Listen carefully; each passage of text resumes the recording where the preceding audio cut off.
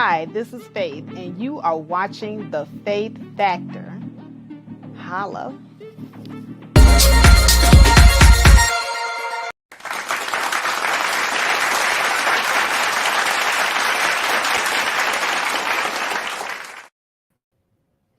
All right.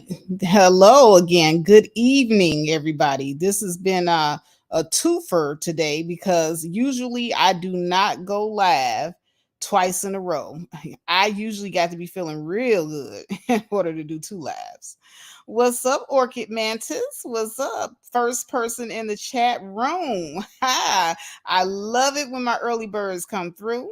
Let me go ahead and give you your round of applause for being the first one in the chat room. And please, as you are coming in, hit that like button because that does keep me on top. And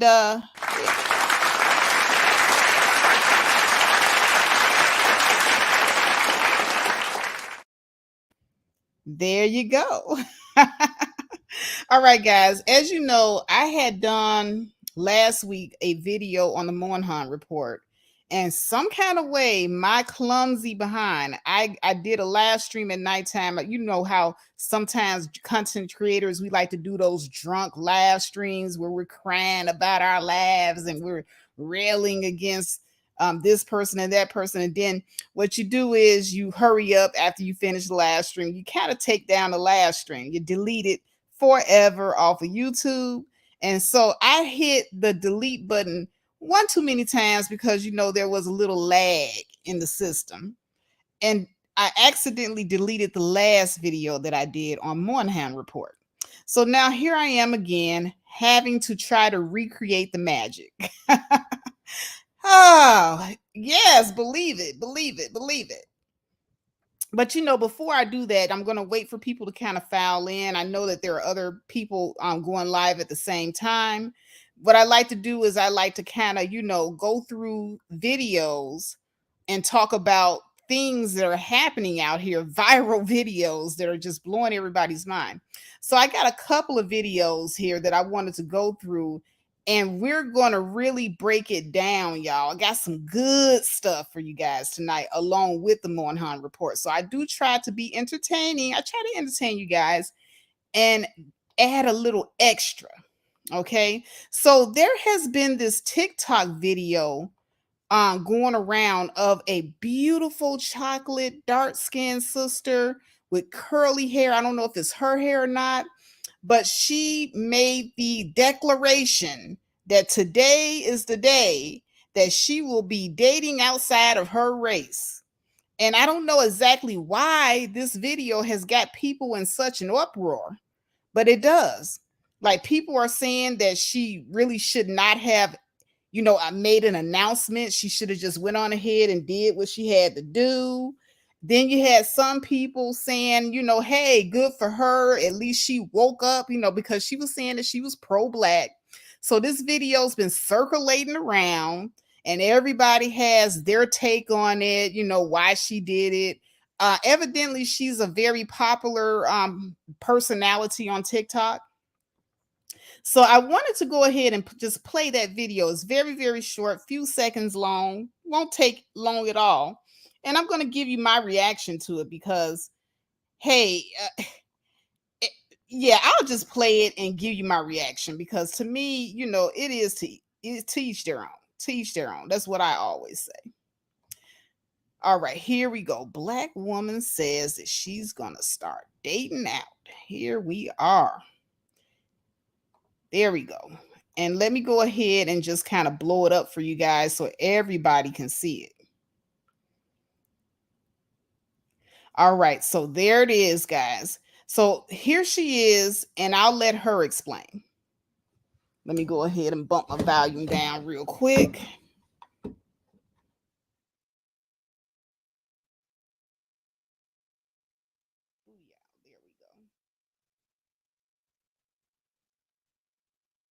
That I will be dating outside of my race.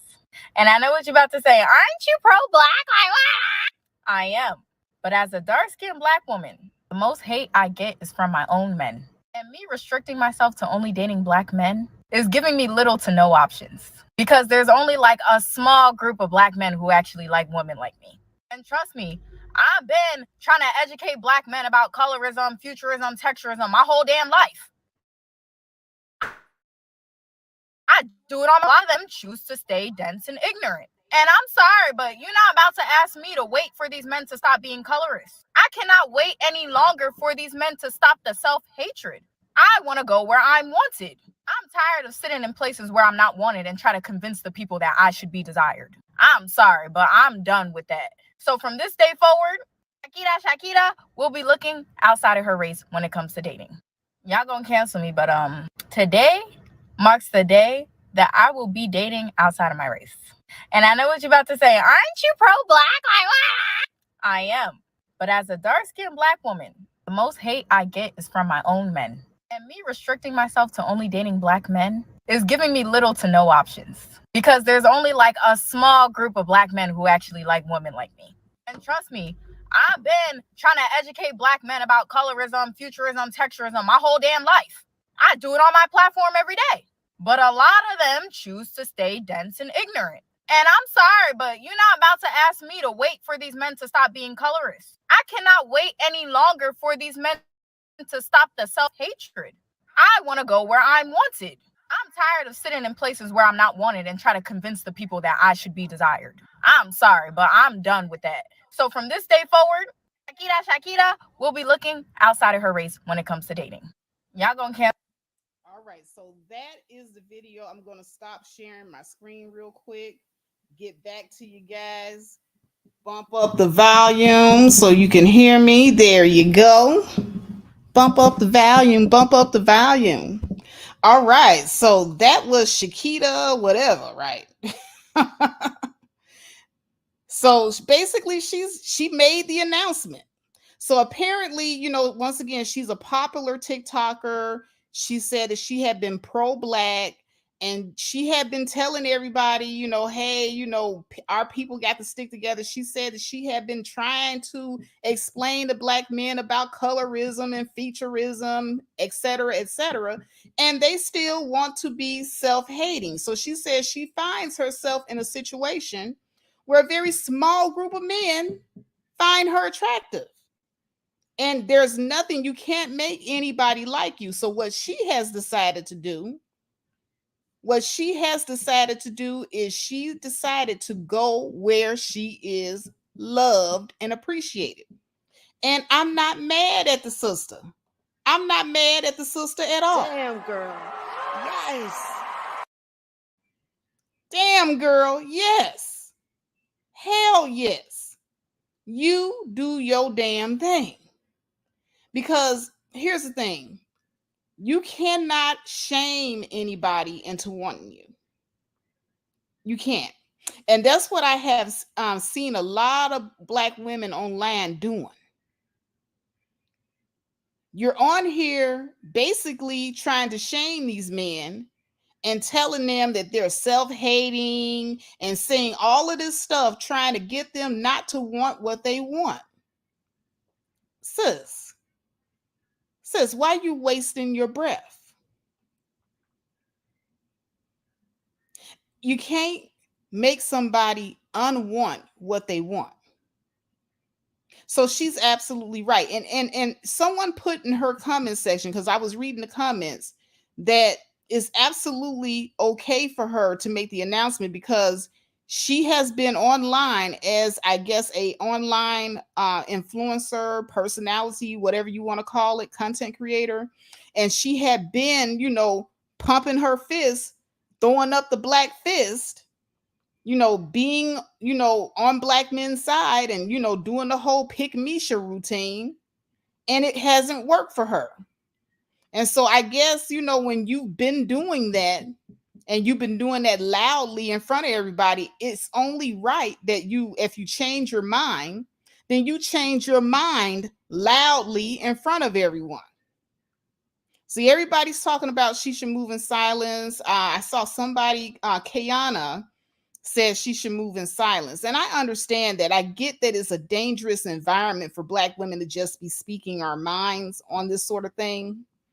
But you got to understand, for content creators, we're held to a very high standard. So if I've been on here pumping my fist saying I'm pro black this and pro black there, I have a responsibility to my audience. I don't know how much of an audience she has, but if she's been doing that, she does kind of have a responsibility if her message suddenly changes, because her audience is there for one message. And now it looks like they're going to be going there and getting a totally different message. So you have to look at it from that standpoint as well. Kayana says, true that black girls shouldn't have said anything. People are too obsessed with what we do. Yeah, I think that what we as black women have to start doing is we have to start doing things that benefit us and that's right for us. So the announcement was right for her individual situation. Now, if you're not a content creator, if you're not putting out one particular message, and now you're changing that message to something else, that's something totally different. Move in silence, ladies. Okay. So collectively, we can move in silence. Well, if you got one or two people that have a legitimate reason why it wouldn't be best for them to move in silence, they kind of have a responsibility to their audience. It's different. So I understand exactly what she did there. What's up, Rain and Womb Man in the house? She said, hey, Faith and everybody. Shout out to Rain and Womb Man. Orchid says, yep, nobody is going to turn into a prune. Happy for these younger black women. Exactly. You will definitely turn into a prune waiting on black men to change. They're going to change when they get good and ready to change. And probably what's going to make that happen is the loneliness that they're complaining about right now. Because there's articles out there talking about men in general being lonely. And we know that these guys are lonely because they're online 24/7 complaining about the women they can't get. Orchid Mantis says the world went to hell after MySpace. I don't know what it is like for the younger people. Exactly. And yes, someone could have made an expose video of her or something. So it was wise of her to make sure that she protected herself and let her audience know. At least nobody can sit up here and say, hey, you just changed out of nowhere. She made her announcement. Everybody knows what to expect. So can't nobody come. Well, people are going to come and talk shit anyway. You're not going to be able to deter that, but at least they know what to expect. She gave them that much courtesy. So I wanted to play that video and, kind of get your thoughts on it, because it was interesting to me. A lot of young women, the younger millennials, the zennials, they are wisening up. And like I said, with that report that came out earlier about men and being lonely, and it saying that women have very high standards now, you absolutely have to raise your standards. Because if you come from a background where the bar is already set low, and that's where a lot of black women, a lot of young black women come from. We're not rich as a group.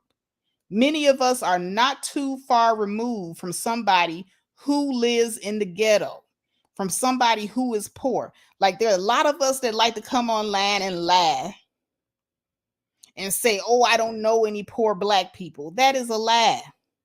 Every single one of us, we're not there's only 2 degrees of separation between you and another poor black person. So if you come from an environment where the bar is already low, it is imperative that you raise it higher than you could ever imagine. And there's nothing wrong with it. Black women are starting to get standards, and we're starting to set boundaries with ourselves so that we can enforce those standards. I did a Better Class of Women where I talked in depth about standards and boundaries and how important they are. You got to get them, because Black men are pretty much banking on you having low self-esteem. They're banking on you being dumb. They're banking on you not having the common sense to know that you could do better. They're banking on it. So that's the reason why they're on here and they're having a conniption fit when they see videos like this. When they see young ladies like that, this is them.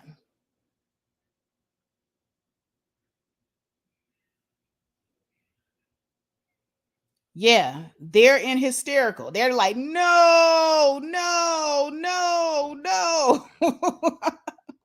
They don't want you to change. They want you to remain the same dumb women that they used to get over on in Generation X and the older millennials. They beat Generation X and the older millennials down with that pimp hoe mentality. Pimps up, hoes down. And our self-esteems were on the ground. But the younger generation of women haven't not been exposed to it. They've been exposed to it a little bit, but not to the extent that the Generation X and the older millennials have been exposed to it. So they have a more free mindset. And with that free mindset and with that high self-esteem, and with them looking at the mistakes that their mothers and fathers made and deciding not to have as many children as we had been having, the birth rates are going down. Young Black women are making decisions to choose themselves, and it is so refreshing. So when I see this video, I say there's a Black girl that looks like her that needed to hear this. It was a much needed message.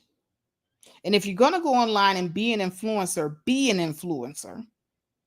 Break those boundaries. Say the things that people are afraid to say. Stretch the limits. Oh yeah. Oh yeah, Kayana. The men are like fish out of water because the girls are getting smart. That's the reason why they run around talking about they don't care about your education. Now, I'm going to do something on the Moyinhan report, but in that Moyinhan report, it directly correlates Black women who are uneducated to having children who suffer intellectual wise in school. So if your mother isn't very educated and she didn't get a high school diploma, what tools does she have to give to you to succeed? Not very many. In that report, there's a direct and distinct correlation between mothers who are educated and children who excel and do very well in school, in spite of there not being even a man in the household.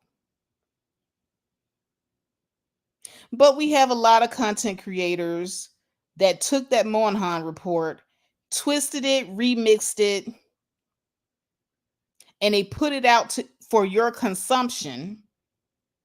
And they twisted it to the point where it didn't even resemble itself. If I had not myself read that Moynihan report, I would have thought it was the Black man ain't shit report. Listening to some of these content creators described it.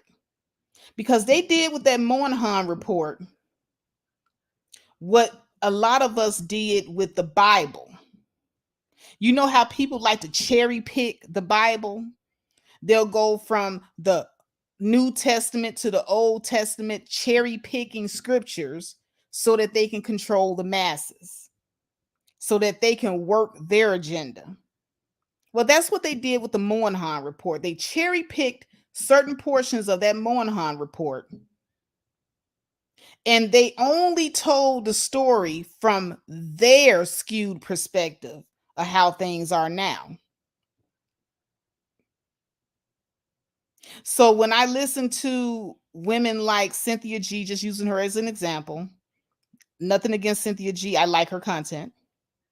But if you listen to her, you would have thought this was the 3 trash bag carrying bandit report. That black men ain't shit and they just up and left black women, abandoned their families. And the report didn't really say anything to that effect. There was a little bit more to it than that.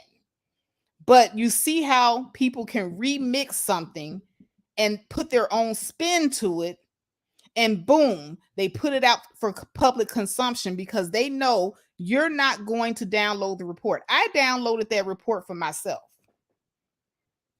It's free.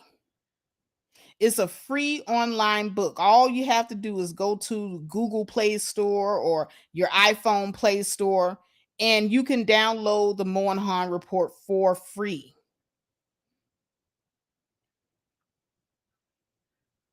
It doesn't cost you anything, and it's only a few pages long. I counted about 45 pages. And of the 45 pages, majority of it was graphs. So you had about 11 pages out of that 45 that were graphs. So it's not a very long read either. So I would suggest to everybody, instead of taking other people's word for it, read that report for yourself. Don't let anybody frame the narrative for you. Which brings me to the other thing. Black men in the Moyinhan report. You had people like Obsidian and Angry Man, Minister Jab, men of that ilk. They did their reactions to the Moyinhan report. And if I had just gone off of what they said, I would have thought that this was dumb black bitches chose welfare over the black man. And these black bitches wouldn't let black men lead. These black bitches, just insert all the different things that they complain about already before the report came out. And that's what they put into the report. That stuff was not in there. Like I said, they mentioned about black women being heads of household, but there was a little bit more to it. Context is everything, people. So what a lot of these content creators did was they took a lot of that report out of context, mixed it around in their hands and like cookie dough, manipulated it, remixed it, and then threw it out there for public consumption. Their version. They did not look at it objectively the way it should be looked at. What's up, Cassandra Brown, back in the house? Reaction Satisfaction. He says, join the channel membership by clicking the blue join button to the left of the subscribe button. Yes. Please join. All right, people. So that's my take, but I'm going to go a little bit deeper. I try to be fair and balanced. I try to look at things objectively, and I call things down the middle on both sides. I am not going to be a person that's going to tell you what you want to hear. You got plenty of content creators that are doing that. And that's the other thing that we as Black people, we've got to get out of. We got to stop only going to places where people are going to tell us what we want to hear. That is a child mindset. In this world, you're not always going to be told what you want to hear. And until we as Black women and Black men learn this and stop jumping on the bandwagon of everybody with their win and doctrine that claims to be pro you and what you want to hear. Because some of these people just want views and money. I'm just going to be honest with you. And not to say that, these content creators shouldn't be on here trying to get their coin. I'm not against anybody trying to get their coin, but I am against people doing it and it's under the guise of misleading people. I don't respect it. That I don't respect at all. But anyway, I'm going to get off my soapbox for a minute because I do have other videos that I would like to entertain you with before I delve deeper into that report. But I'm just going to call that Faith's little introduction to my interpretation of the Moyinhan report and what these people have done with it. But as I get a little bit further into this, I did want to direct your attention to another video. Now, this is just for fun, but a friend of mine sent me a video. Actually, they kind of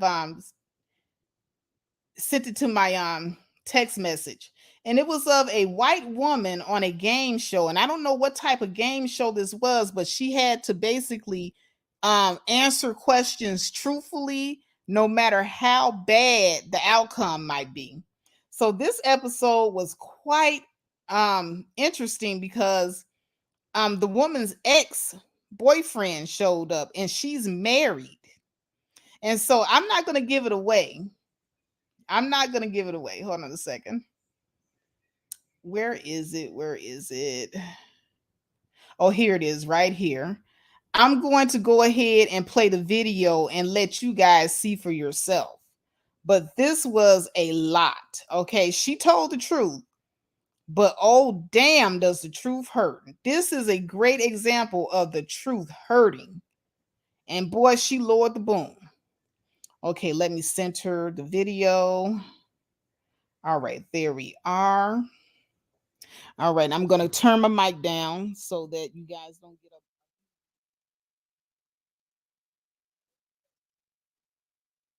This is your $100,000 moment of truth. And this question will not be asked by me. It's by a surprise guest. Oh my. Lauren, can you tell everybody who this is? Or do I need to do it? I can't speak right now, so. This is your ex-boyfriend, Frank.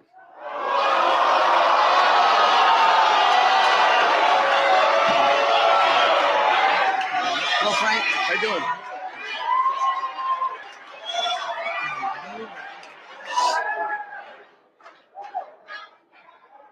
Frank has a question for you. And I hope this $100,000, if you win it, is worth this question. If you don't want the answer, you still have the button. I don't need to remind you. This question is for $100,000. When you're ready, question 15. If I wanted to get back together with you, would you leave your husband?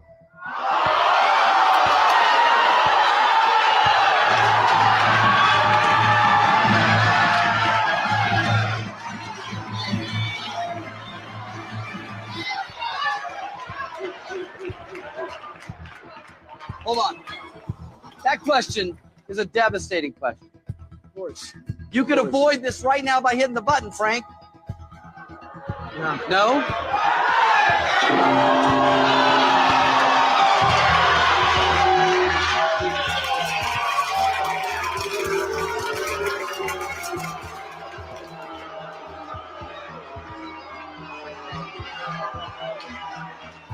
Okay. Hold on a second. Audience, I know that this is entertaining to watch, but this is real. Frank wanted to hear the answer to this question. Monica, why did you hit the button? I don't want to hear that answer. I don't think anyone will want to hear that answer.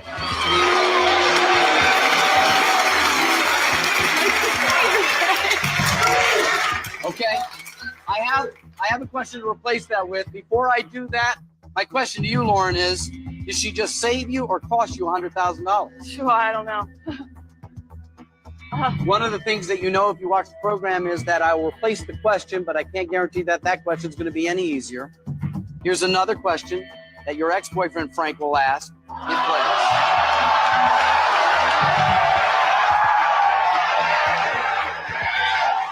So, I've given Frank an alternate question. It replaces the one that Monica stopped. If you are truthful, it'll be worth $100,000, and I hope, Lauren, that is a gamble that's worth it for you. So, her friend Monica hit the button on the first question. And I think that her friend Monica is the GOAT, okay? Monica is the GOAT. Everybody needs a friend like Monica in their lives because her friend Monica probably knows the answer to that first question. So her friend Monica saved her. She saved her. So now the next question, it's going to be a humdinger. So let's go ahead and take a look at this. Because Monica saved her the first time by hitting the buzzer. But see, Life of the Grandmaster Charles, you said Monica isn't the GOAT. Why? Her friend saved her. Probably saved her marriage in that moment. Monica is the GOAT, okay? She stopped her from having to answer that question. I need a friend like Monica. You need a friend like Monica. Hell, Cynthia G needed a friend like Monica, didn't she? We all needed a friend like Monica. But let me go ahead. Let's hear this next question. ex-boyfriend Frank. Once again, question 15. Do you believe I'm the man you should be married to?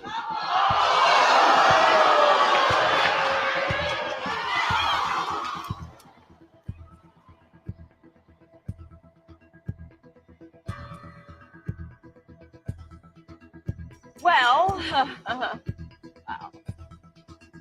I want to be honest and say yes. Wow.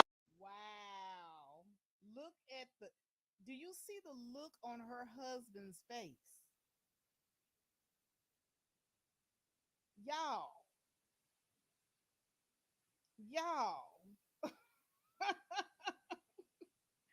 Okay, I wouldn't have answered that question, y'all. I know it's $100,000, but look at this man's face. Raining woman said, "Well, damn." Right. There's no way I couldn't have did it. GMT says he's gonna demand an answer after the show, Faith. You know this. Yeah. Yeah, but still, I mean, at least there would be an element of doubt. There would be an element of doubt. I would have went with the element of doubt to save my marriage. It is messed up, Metadol. It is. I would have never answered that question. $100,000 be damned. $100,000 be damned. You can make that in a year if you got a good job. Or if you and your husband, are together, you can make that in many, many years together. It wouldn't have been worth it. I would have did the math in my head and no, it's not worth it. I know he's gonna go home and probably ask some questions, but there's that benefit of doubt that's still there. And you know how we women are. We can work our sexual sorcery, bust out the little pink teddy, cook him his favorite meal, give him his massage. We could do it. She could have worked her way back into where he was feeling good about them. I wouldn't have did it, y'all. I wouldn't have did it. But let me go ahead and continue playing. That answer is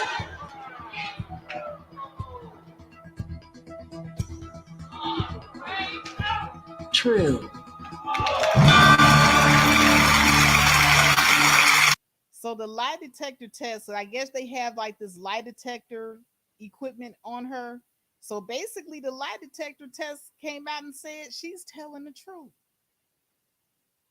See, all benefit of the doubt is gone now. She might have lost her man over this, y'all. I'm not sure what to say. You've answered 15 questions truthfully. You've won $100,000. First of all, Frank, is there anything you want to say at this point? No, there's really nothing else I can really hear. So might as well just go for it. I feel bad for him, y'all. Feel really bad for this guy. Oh my god. This is terrible.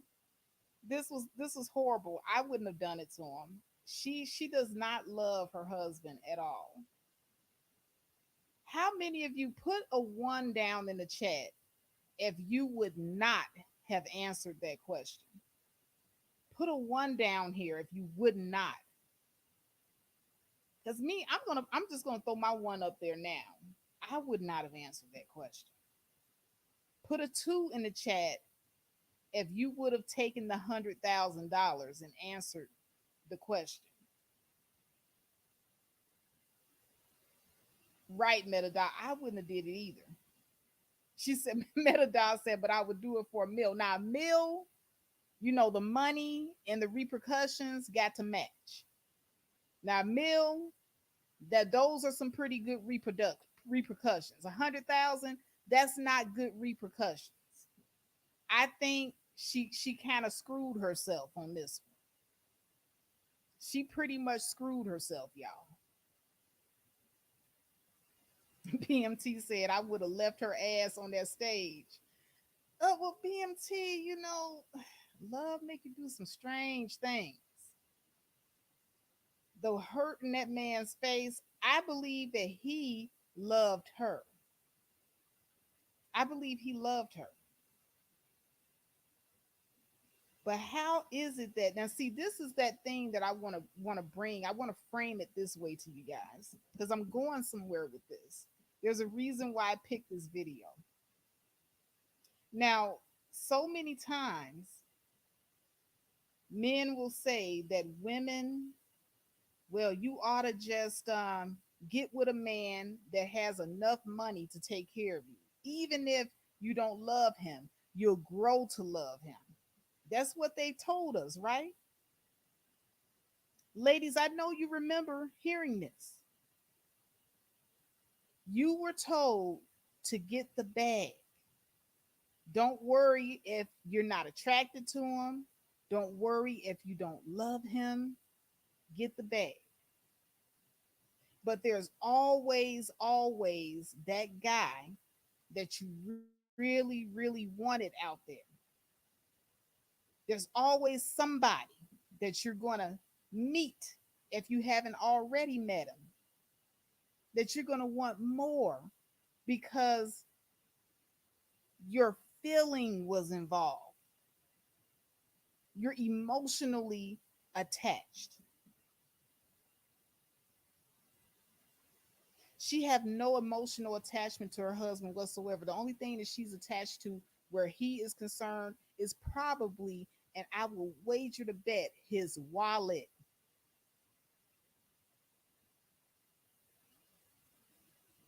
She's only attached to your wallet. So that's the reason why she chose money again. See, look at the pattern here, guys. She chose money again. And she wasn't even very smart because the money, $100,000, a lot of money, right? But what if your man earns twice that much? Was that smart of her? So she chose money again because that's what she chased when she got with him. She settled for him because she wanted to get that bag and the security was important. And so her mindset, the money mindset, the chase the bag, get the bag mindset led her down the road to not caring about that man. She never cared about him. So she chose money again. And see, this is the reason why I always tell brothers, hey, you all leading with your wallet, you're going to end up getting hurt. Now, you look at this show and you look at the look on that man's face, the hurt that he was feeling. He probably takes care of her. He probably provides for her. He probably does everything for her. But when that ex showed up, the man she really wanted,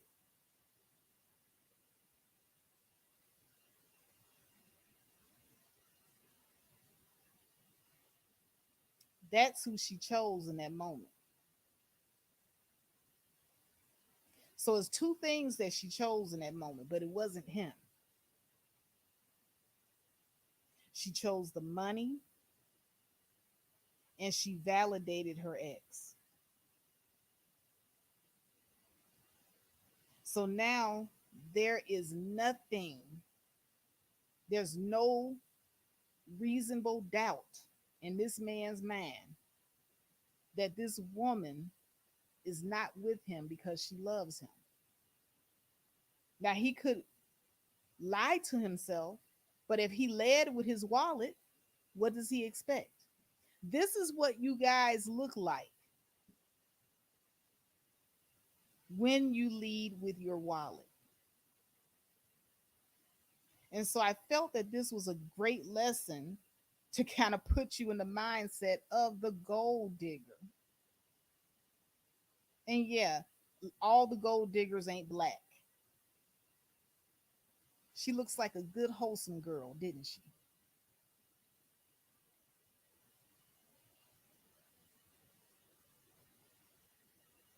What's up, Joe W. in the house?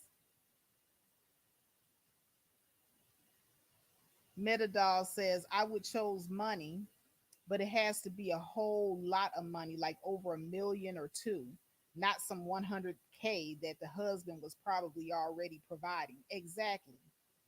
She wasn't even a smart gold digger.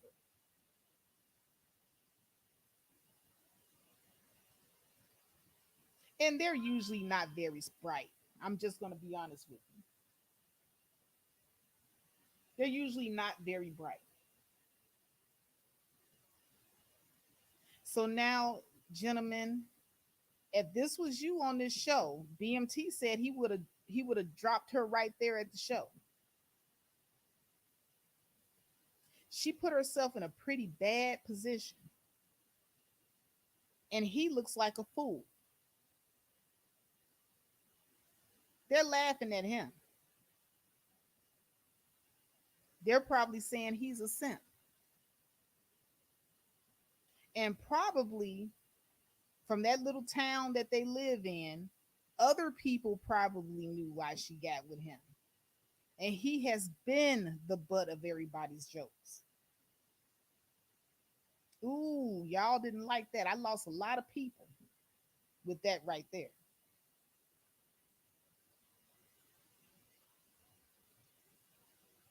Raining Woman says, where has Frank been all this time? F him. Exactly. And that's what I'm saying. But Frank Raining, I wanna I can bet you everything I got in the bank. Frank ain't never went nowhere. That's the reason why he was so confident to go on that show and ask her those questions. Because Frank never went nowhere. She was still messing around with Frank. And see, this validates a lot of my talking points when I was trying to tell these men. When you lead with your wallet,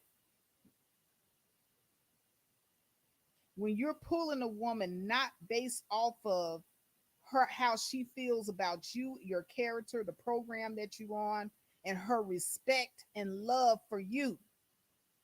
But when you lead with everything but that, you got your wallet out all the time, you're gonna attract women like this. They got a Frank in the background that ain't never went nowhere.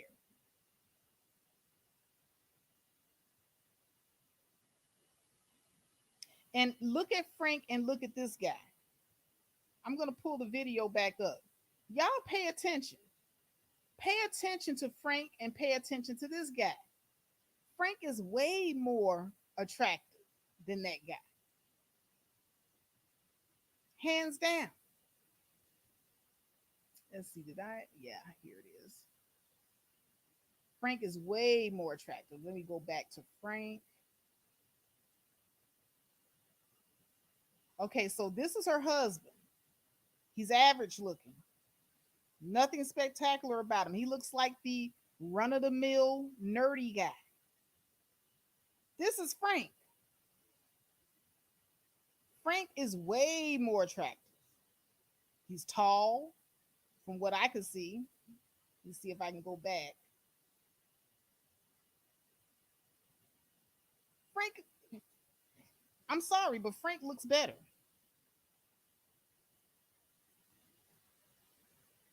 So she was always attracted to Frank. You go back. Her husband never had a chance. So just a little cautionary tale, because I had been trying to tell you guys this. I have been warning you guys that something like this could happen to you. This could be you. Cassandra Brown says Frank looks more exciting. Yes, Frank looks like he goes surfing. Frank looks like he's hitting the gym and other things too. Metadol says the nerdy one is probably making more money and is the better choice.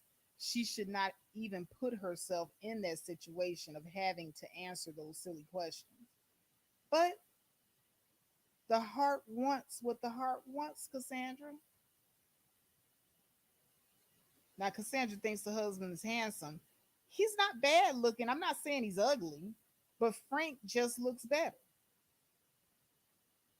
And I'm not saying that women should go around choosing based off looks, but you definitely shouldn't just choose based off a wallet either. People are running around here choosing based off superficial values. That's the point that I'm getting at. People are not pairing up for people that's good for them based off their morals, their values, what they stand for, and also what they like and what's going to make them happy in the long run. Frank would never marry her. I don't think so either. But now here's the thing, and this is what makes her dumb. And I agree with you, Metadoll. Frank would never marry her, but she laid it all on the line for a measly $100,000.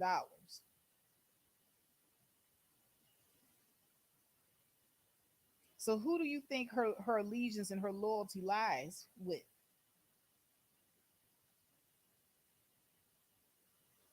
Money cannot buy love.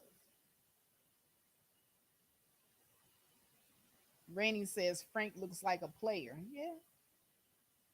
Well, I don't know. I mean, Frank looked pretty well put together. He's just a tall, handsome guy. He didn't look like he was dressed no different than the husband. He's just taller and more attractive. So y'all can sit up here and say Frank looks like a player, but he looks, as far as like how he was dressed, no different really than the husband.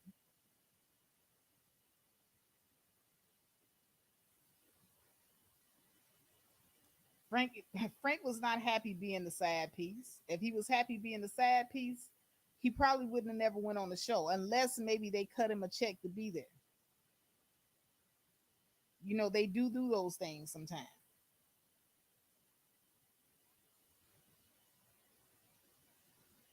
But I would not have never given up my for sure thing for something that isn't sure. Her husband was her for sure thing. Frank did not ask for her hand in marriage. If he liked it, he should have put a ring on And if you're gonna do a thing, if you're gonna go through with a thing, if she went through with marrying her husband, she should have seen it through, not humiliate her husband on television in front of all his friends and his family. She was out of order. But anyway, let me go ahead and get into the nitty gritty of what I came here for. I want to talk about the Negro family, the case for national action.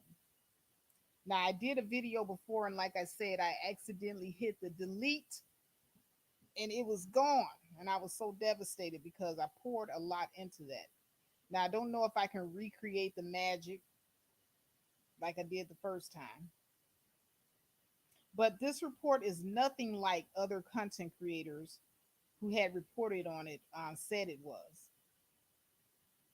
Now, in this report, they refer to Black people as Negroes because this is something that came out around 1964. So now, in looking at this report, I'm just going to skim through it. I'm not going to read through the whole thing because I ain't got that much time. I got to sleep and get up early in the morning, y'all. Okay. But it does go through a unique timeline that I want to point out.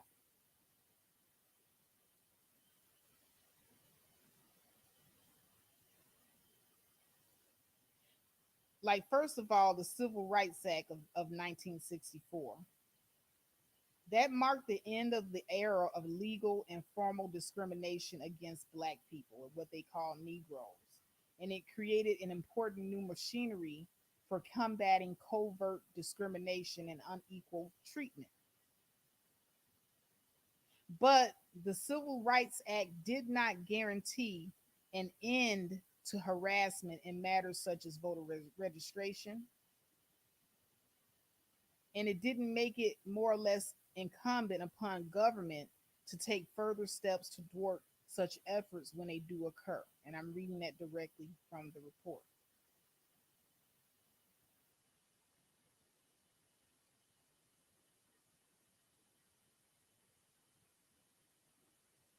So now, looking at this,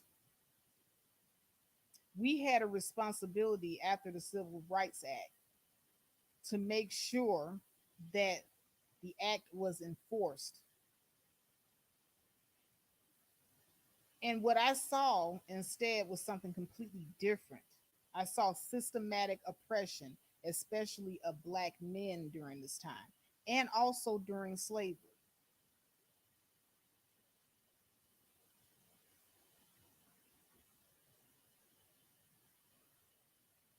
Now, the ideal of equality does not ordain that all persons end up as well as start out equal.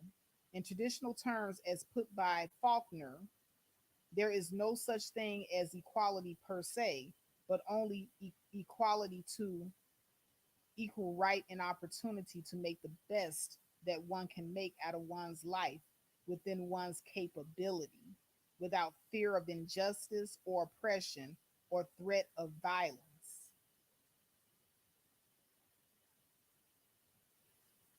But the evolution of American politics with the distinct persistence of ethnic and religious groups has added a profoundly significant new dimension to that egalitarian idea. So basically, there was no equality because of systematic racism. And you're going to hear this being echoed all throughout the Moyinhan report. It talked about systematic racism. Actually, I don't even like to refer to this as the Moyinhan report. This is the white people telling on other white people report. This report is actually a great, how can I say, bit of historical evidence that Black people do indeed deserve reparations because we never, ever, ever got off on the right equal footing since we were freed during Emancipation Proclamation from slavery. What we celebrate today is Juneteenth.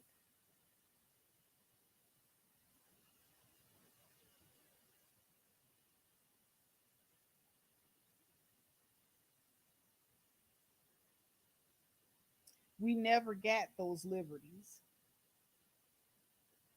It was always unfair, it was always unequal, it was always biased. And see, even during slavery, because in this Moynihan report, they talked a lot about slavery. In the Moynihan report, they talked about how they intentionally kept the black man underfoot. So the black man was not only underfoot of his slave masters, but they intentionally put him under the woman that he lived with. If they gave him a wife, he was under her. The slave master would speak to and negotiate with the woman and treated the black man like he did not exist.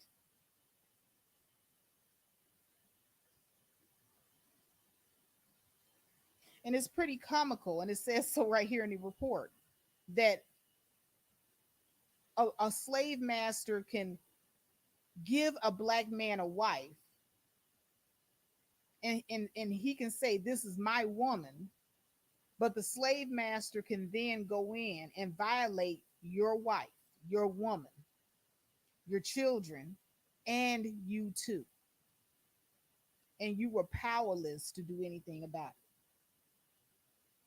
it. And only the woman, the word of the woman, could save you. They intentionally set it up to be that way. So even during slavery, black women were pretty much the matriarch, the head of the household. There was never no time in history that black women were not head of the households on a mass level. I'm talking about collectively, massively.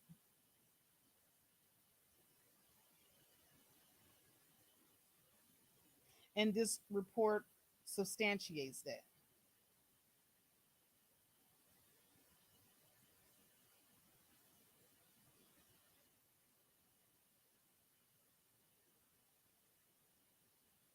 So there was never any prospect for equality. And that's one of the things that hindered us.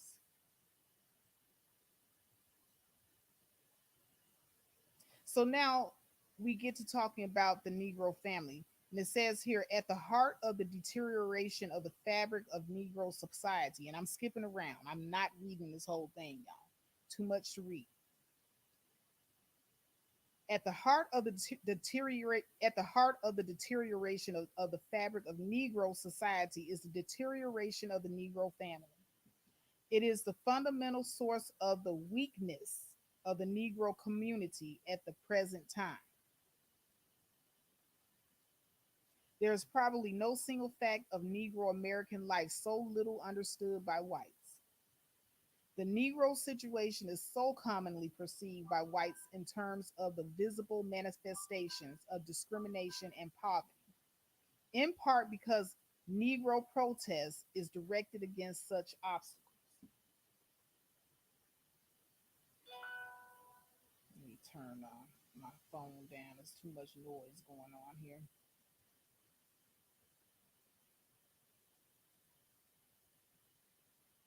It is more difficult, however, for whites to perceive the effect that 3 centuries of exploitation have had on the fabric of Negro society itself. Here, the consequences of the historic injustices done to Negro Americans are silent and hidden from view. But here is where the true injury has occurred. Unless this damage is repaired, once again, this is why I say this is not the Moynihan report. This is the case for reparations report. It says right here, unless this damage is repaired, all the effort to end discrimination and poverty and injustice will come to little. And he said this back in 1964, and it's still true today.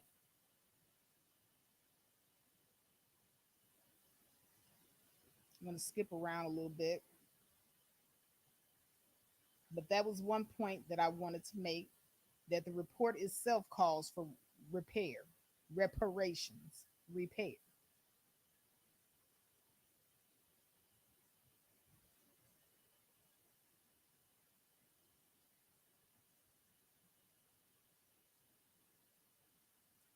The white family has achieved a high degree of stability and is maintaining that stability. And by contrast, the family structure of lower class Negroes is highly unstable and in many urban centers is approaching complete breakdown. That was back then. And I'm going to tell you, it's the same today. There is considerable evidence that the Negro community is, in fact, dividing between a stable middle class group that is steadily growing stronger and more successful and an increasingly, hold on a second, and disadvantaged lower class group. So during that time, there was only two classes for black people. We were either middle class or dirt poor. There was no high up and there was no in between. You either were middle class or dirt poor. That's the way it was.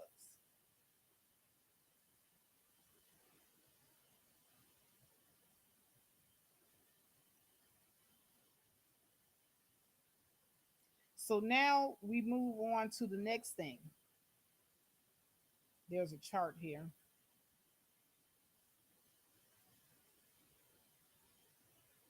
It says nearly a quarter of urban Negro marriages are dissolved. So basically, during this time, 25% of our marriages ended in divorce or with the man abandoning the family and the household. That would be what you call the poor man's divorce. Because you have to go back to the times and see when people like Cynthia G and women of that ilk, when they're saying that the men abandoned the household, they're not taking into consideration that during that time, women had no rights. Women could not initiate divorce.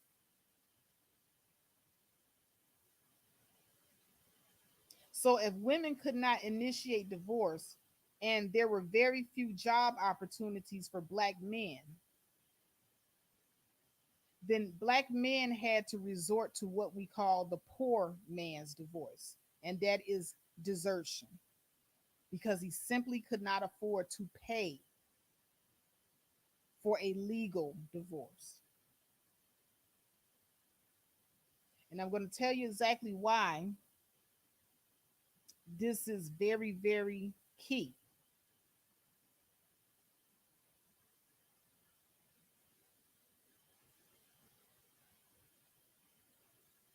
Now, they talk about our illegitimacy rates.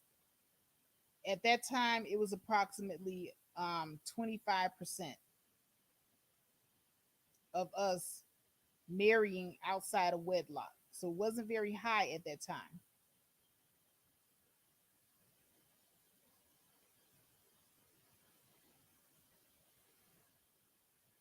There's a lot of charts here. And almost one fourth of Negro families were headed by females.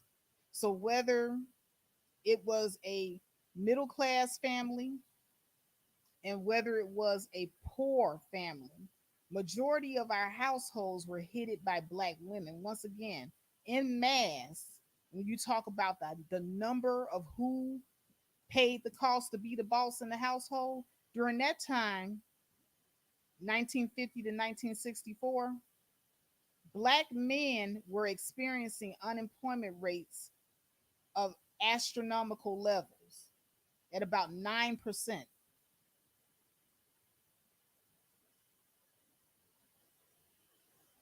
Black women were more likely to be educated than black men during that time. Even during that time, we were more educated than black men. There was never a time, and this debunks a lot of talking points because black men like to talk about the 1950s and the 1960s and how the women were this and the women were that. That did not apply to black women. Black women always had to get out and work. Black women always had to have amp up our skills, so to speak, because we were the ones that were more likely to be given opportunities, and this was systematic. The same way they made sure during slavery that the black man was underfoot and the black woman was all they got to negotiate with, they did the same thing with the jobs. Black women were more likely to get hired in white collar jobs than black men. Black men were more likely to land blue collar jobs if they got a job at all. So if black women were more employed and more educated than black men, who do you think was hitting those middle class households?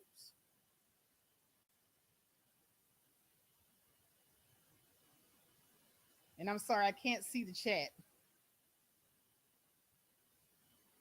I'm talking and I'm going through the report, but I can't see the chat.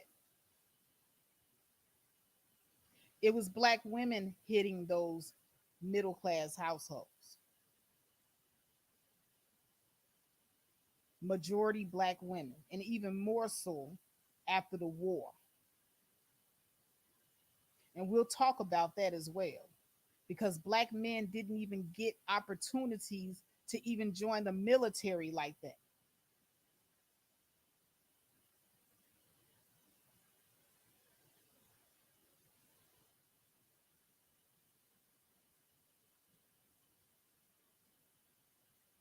So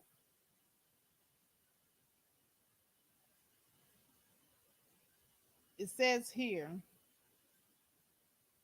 almost one fourth of Negro families are headed by females. And as a direct result of this high rate of divorce, separation, and desertion, which is the poor man's divorce, a very large percent of Negro families were headed by females. It says it right here in the report. A very large percentage of female of families were headed by females, while the percentage of such families among whites has been dropping since 1940.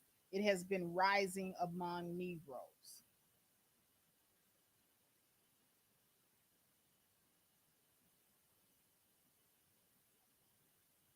The percent of non-white families headed by a female is more than double the percent of for whites.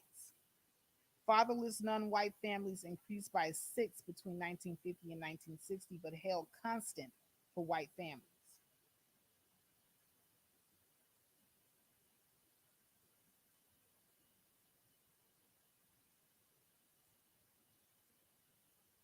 Okay, I'm not going to go through all of these graphs. Like I said, a lot of this report had plenty of graphs in here.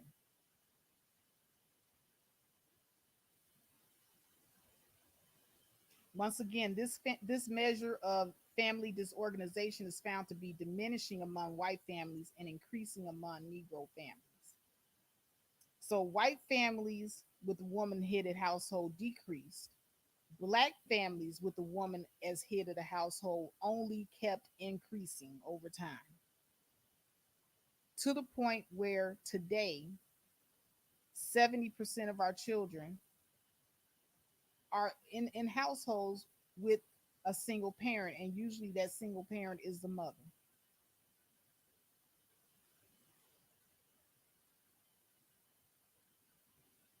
So now you got the breakdown of the Negro family, which led to a startling increase in welfare dependency.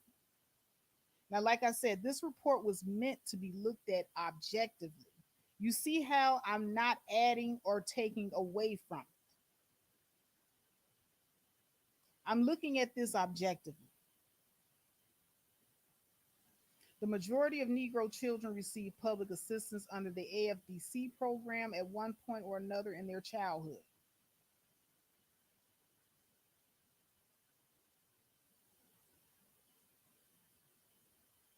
8% of white children receive such assistance at some time, compared to 56% of non whites.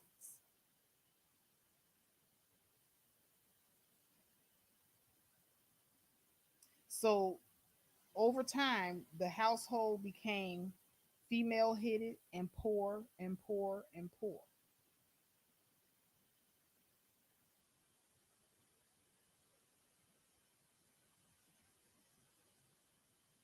And it seems that they point to Black men and the unemployment rate at the time, their inability to get opportunities, Black women being the only ones who were systematically given opportunities. And see, I keep using the word systematically because this is basically what what this Moyinhan report outlines.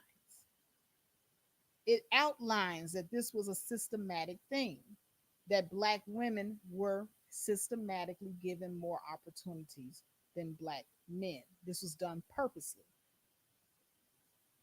And see, I think they knew that this would have a devastating effect on the Black family. Because even in this report, they compared and contrast the effects of the Great Depressions back in 1937, where white women who were married to white men and their families were crippled and devastated and their marriages dissolved because they went through that Great Depression. And the women were made to go and get public assistance. And the men, unable to find work, they, for the first time, could not provide for their families. These were white men. And for the first time, the white man found himself being led by a woman, actually by two women, his wife and the caseworker who was also a woman. And the children looked at their father not the same as they used to. They didn't respect him because they didn't see him providing anymore. And that took a mental toll on the white man's psyche until he became violent in his own household towards his wife. And his wife turned her angst against him and she no longer respected him. And their marriages dissolved. So they kind of had something like this happen before with their white families. So this is the reason why I say they knew what they were doing when they systematically starved Black men out of jobs and only gave women opportunities because they never saw Black women as being a threat. I'm just going to put it out there. That's the reason why they were more than happy to give Black women opportunity, the same as in slavery. They would not negotiate with the Black man because the Black man was always seen as a threat. So they would instead negotiate with the Black woman because the Black woman was never seen as a threat.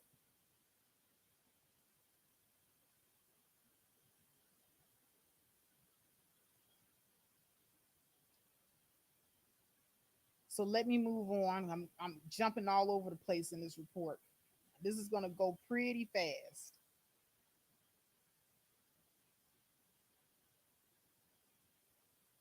So, a 1960 study to aid to family independent children in Cook County, Illinois, stated that the typical ADSC mother in Cook County was married and had children by her husband who deserted. His whereabouts are unknown, and he does not contribute to support his children. She is not free. Once again, look at the wording.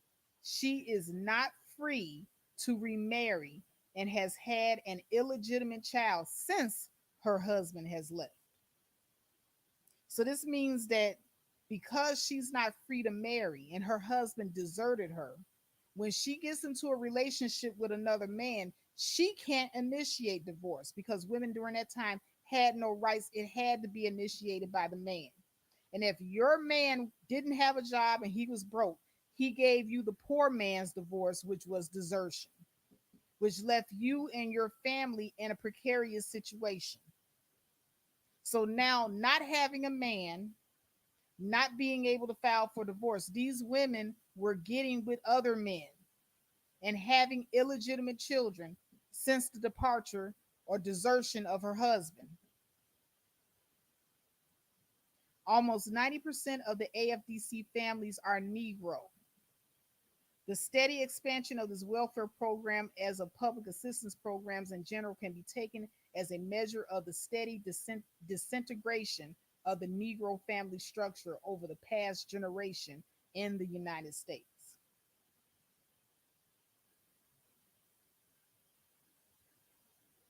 So now the report talks about what it feels is the root of the problem. Now, I agree that this has a little bit to do with it, but it goes on to talk about slavery now. Ooh, I hate when I have to do a lot of reading and talking. I get a little swig of water here, y'all. Because, like I said, I'm going to get into the root of this report. Now, here goes slavery. The most perplexing question about American slavery, which has never been altogether explained and which indeed most Americans hardly know exists, has been stated by Nathan Glazer as follows. Why was American slavery the most awful the world has ever known? Now, they said that American slavery was the most awful. The only thing that can be said with certainty is that this is true, and it was. Like I said, this is not the Moyinhan report. This is a case for reparations report because they're making a lot of confessions here. So now you got American slavery and they compare it to slavery in other places, like Brazil. So first, they're saying that American slavery was profoundly different from and in its lasting effects on individuals and their children, indescribably worse than any recorded servitude, ancient or modern. So American slavery was worse than any other recorded servitude, whether it be ancient or modern. That means that American slavery was really, really bad, y'all. Only here. Now, I did something in the last video and I want to do the same thing here. I want to talk about where the majority of American slaves came from. Now, I know that we came from many, many different places, but majority of us came from West Central Africa. It says, based on data concerning 86% of all slaving vessels, and I'm reading this from a different article from Parkway Ethnography Program, National Park Service, U.S. Department of the Interior. And they have an article here on African American heritage and ethnography. And in this article, it says that based on data concerning 86% of all slaving vessels leaving from the New World, Eltis et al. Estimate the British, including British colonials and the Portuguese, account for 7 out of 10 transatlantic slaving voyages and carried nearly three quarters, that's 75% of all people embarking from Africa destined for slavery.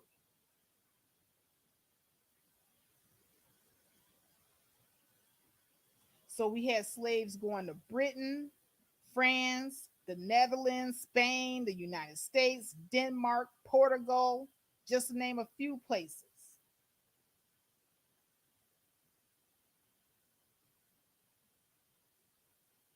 Now, as far as where the majority of us come from, the majority of all people enslaved, and I'm reading directly from the article, the majority of all people enslaved in the New World came from West Central Africa.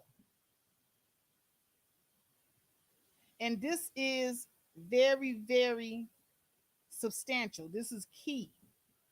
And the reason why I say this is because do you know what's in West Central Africa? According to this chart, you had 60% of slaves coming out of West Central Africa. Now you had maybe 10% from Bight of Biafra, which is also in Africa, Bight of Benin, The Gold Coast, Windward Coast, Sierra Leone, that's also in Africa, Senegambia, but West Central Africa, I'm going to tell you what's over there. That Congo. That Congo is what's over there.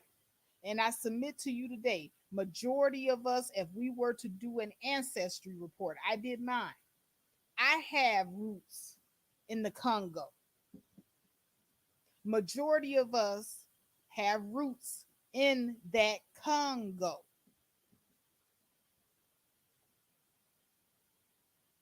So I read a little bit more of this article here. It says that the African slave trade in the hands of the Portuguese was more than 50 years old when the 16th century began. The Portuguese were to hold a monopoly on the trade until the century ended.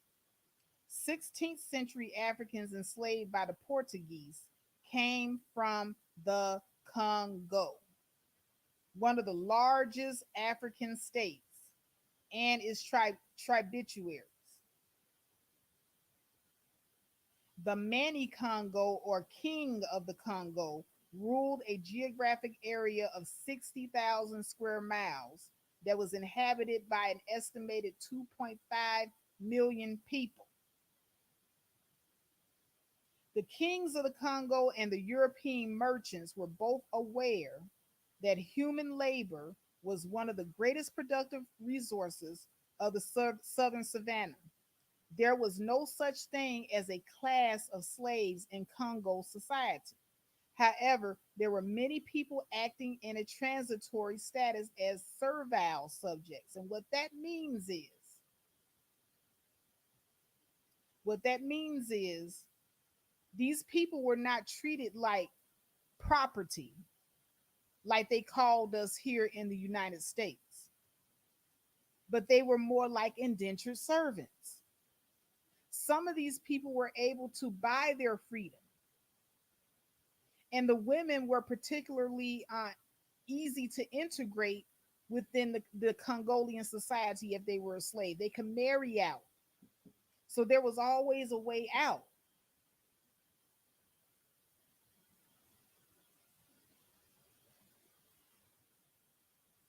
But what ended up happening is during those tribal wars,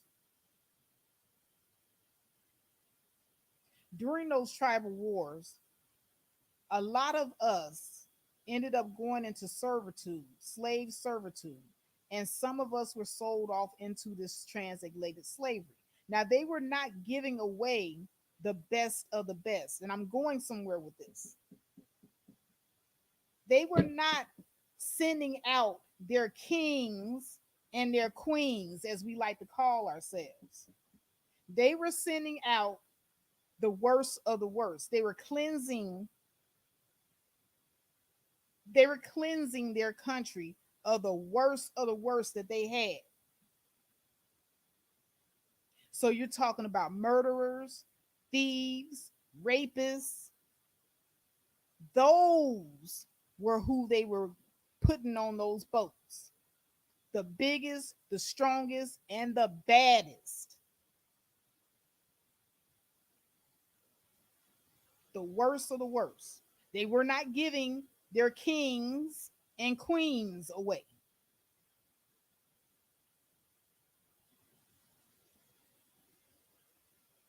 And this is where we come from. We come from those slaves that were kicked out of the Congo, who were probably murderers, thieves, and rapists.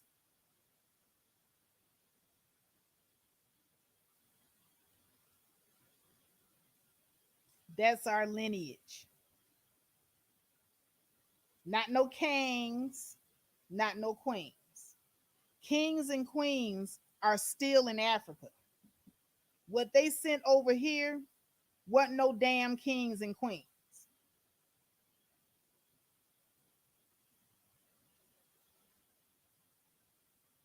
And so I want to say this to say, because I want to get into the cultural mindset that we as Black Americans still have a connection to the motherland. If you look up the crime stats right now to this day, the Congo is the murder capital of the world. It is the rape capital of the world. The world, y'all. It's the worst of the worst in the world. And that's where majority of us come from.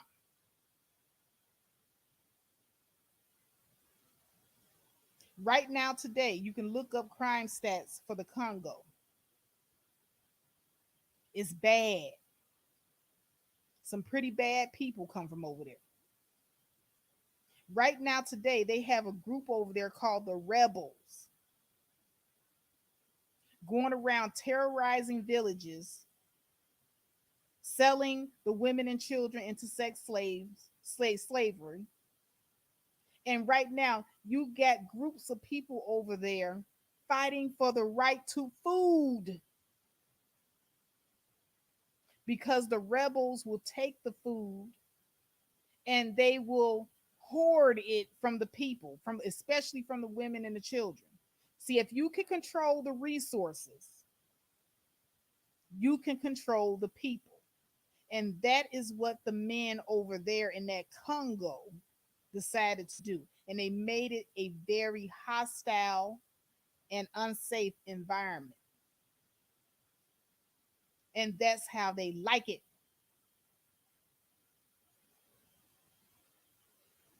So fast forward to majority of us coming from that. And you think about the environment that Black men create for us in our neighborhoods and our ghettos and our slums. The worst of the worst. When these guys get a little power, and a little power to them is a little ammunition, some guns. When they get a little ability to make money by oppressing their own people with drugs during the crack era. That is the same environment, y'all. Same thing. Same shit, different country. We are not too far removed from our ancestors, from where we came from, is what I'm trying to tell you. And we come from the worst of the worst. It's like I said, they weren't putting their kings and queens on the boats. But that is something that is ingrained in some of us. A great majority of us, it looks like. Because every time a Black man goes to a dang gone ghetto, he turns the environment into something that is unsafe for the women and children. Case in point, when I first moved over here into this complex that I live in now, it was so quiet. It was so peaceful. We have a night patrol here. We have neighborhood watch here. And then the people from Chicago, the niggas from Chicago, I'm just gonna say it like it is. They start moving over here out of nowhere. And I think I told you guys about my neighbor that lived across the hall from me. He was selling drugs.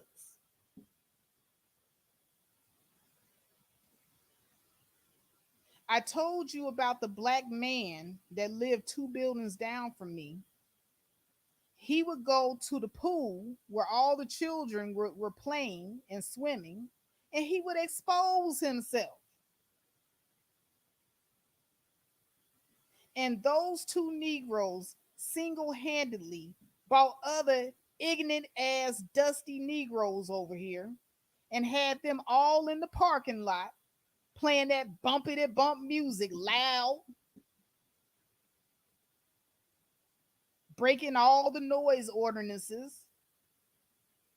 And they're standing in the middle of the sidewalk where you got to walk to get to your apartment. And that's intimidating. They made the environment unsafe on purpose.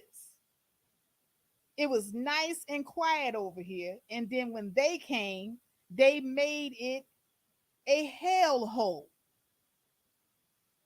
And I'm telling you, that's something that we have ingrained in us from that damn Congo, where majority of us come from. You look it up. The, the majority of them people over there, rape capital of the world, y'all. That explains a lot about the mentality of where we come from and how these Negroes here think. The apple doesn't fall too far from the tree.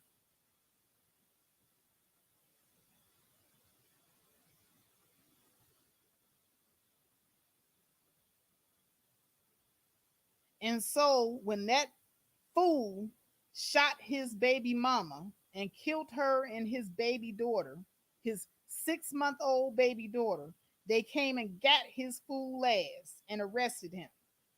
And the children ended up scattered, the other children that he had it. And it was just by the grace of God that the other children were at her mother's house. Or he probably would have killed them too. And when they took him away, there was nobody to terrorize the children at the swimming pool, exposing himself to them.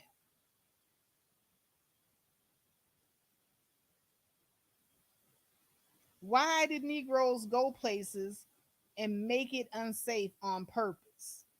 Like this was a nice, quiet environment, and they came and purposely disturbed it. So then his boy Mitch was left to his own devices. And like I said, Mitch was a dope dealer. He's selling dope out his house.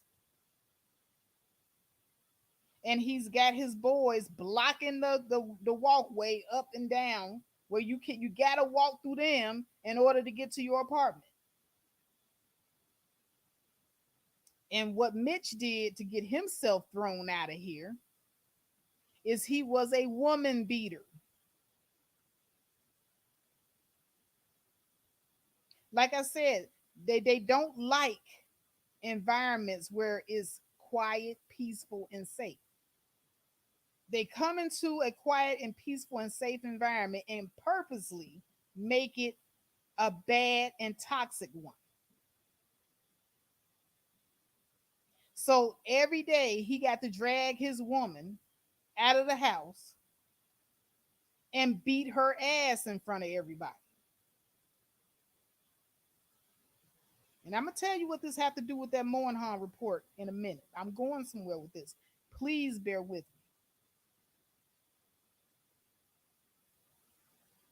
me. And so one day, push came to shove. She got tired and finally called the police. I counted, I don't know how many times. I lost the number of fingers, how many times this man was dragging her out the house and whooping her in front of the entire neighborhood. And she didn't call the police. So much for black women call the police on y'all all the time. Yes, she was what he would call a ride or die. But I guess she was not willing to die that one morning when she did call the police. And they came, and because her name wasn't on the apartment, he thought, oh, this bitch got to go. She called the police on me. Bitch, you called the police on me. This is what I could hear him telling her. But he done dragged her all out the house, beat her all up and down the block. And then it got the nerve to say, you called the police on me? Bitch, get the fuck out of my house. He didn't even understand that he had committed a crime. I got a video doorbell on my door that recorded all of the events. So when the police come and says, hey, you got these videos, what am I going to do? Yeah, I got the videos. Can we see your playback? I'm not going to tell the police no. And they watched the playback of this man constantly dragging this woman out the house and putting his hands on her. And guess what they did? They took copies of the video for evidence and locked his ass up. And that's how his ass got taken out of the community. And I'm sorry, but there's a lot of black women that are for locking black men up. But I'm going to tell you, if you want a peaceful environment from certain black men that make the environment toxic and unsafe, that's the best bet. When they took Mitch out of here, when we finally got rid of him, all the Negroes that served for him had to go find somewhere else to serve because the spot was hot. And the community became quiet and safe again. Just two men, getting rid of them. And they were black. And me being a black woman, I was embarrassed to think that these two Negroes made the entire community hell on purpose. Because this is their way of controlling things. Intimidation is power to a lot of these guys.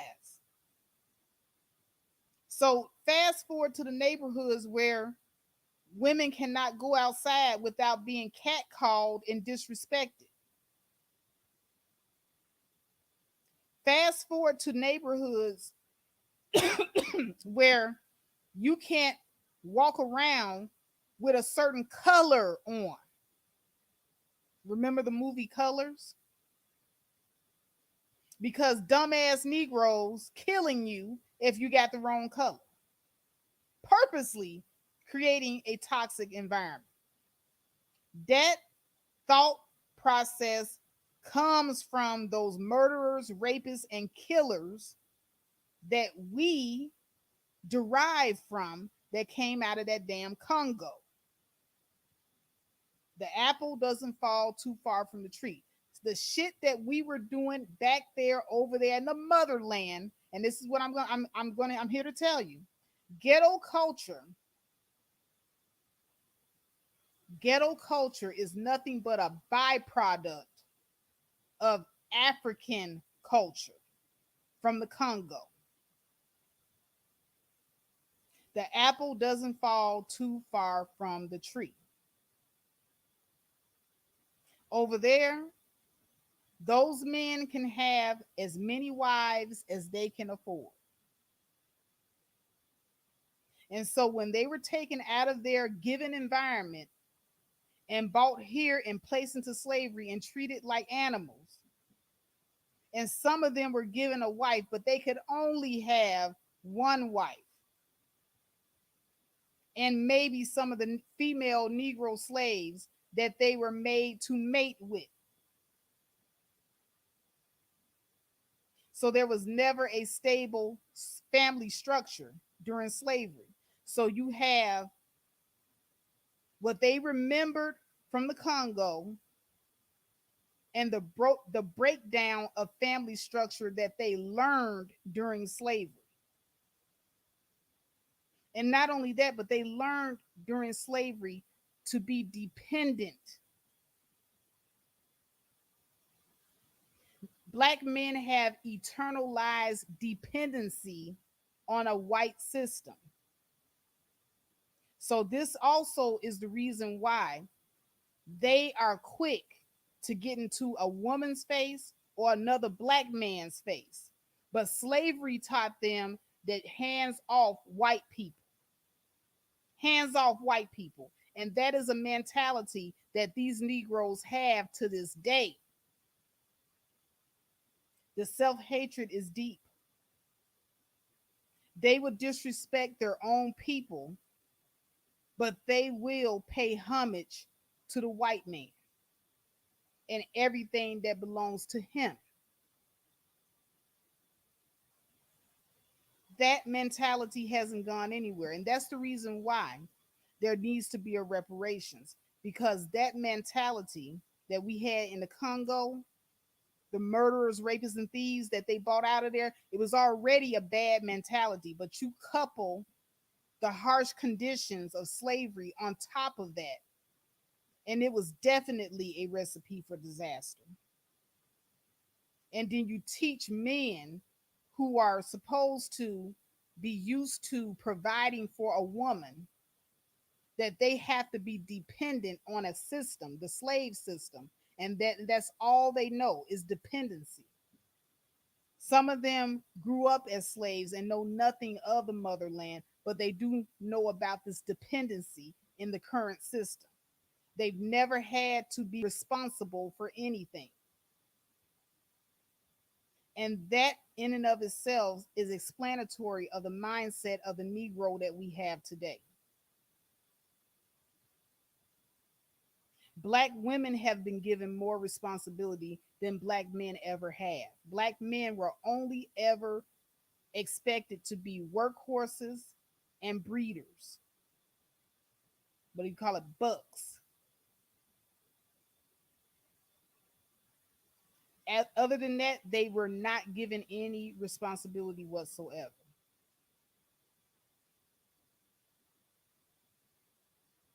The women were responsible for the children and the household and their families, and the men too.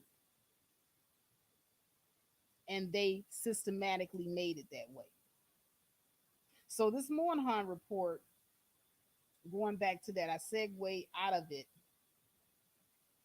to just go into a brief history because they're talking about slavery.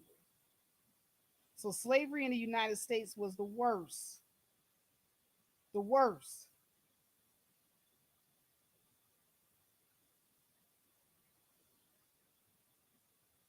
So now in Brazil, a slave had many more rights than the United States slave.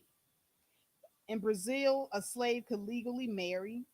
He could indeed, if he had to, be baptized and become a member of the Catholic Church. His family could not be broken up for sale, and he had many days on which he could either rest or earn money to buy his freedom. The government encouraged manumission, and the freedom of infants could often be purchased for a small sum at the baptismal font. So, in short, the Brazilian slave knew he was a man and that he differed in degree, not in kind, from his master.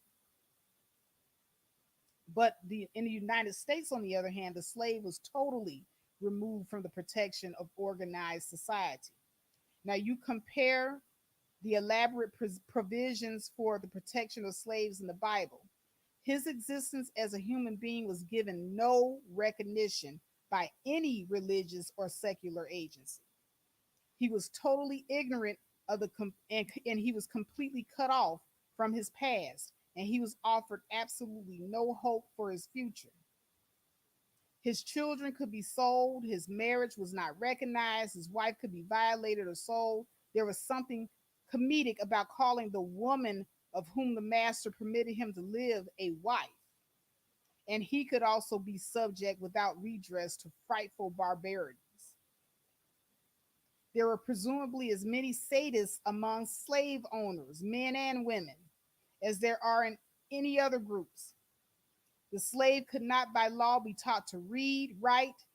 He could not practice any religion without the permission of the master, and could never meet with his fellows for religious or any other purposes except in the presence of a white. And finally, if a master wished to free him, every legal obstacle was used to thwart such an action.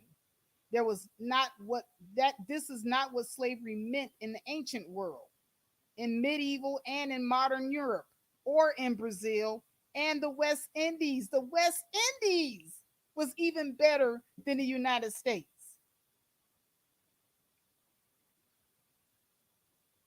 More important, American slavery was also awful in its effects. If we were compared, if we compared the present situation of the American Negro with that of, let's say, Brazilian Negroes who were slaves 20 years longer than we were, We began to suspect that the differences are the result of very different patterns of slavery. Today, the Brazilian Negroes are Brazilians. Though most are poor and do the hard and dirty work of the country, as Negroes do here in the United States, they are not cut off from society. They reach into the highest strata, merging there in smaller and smaller numbers.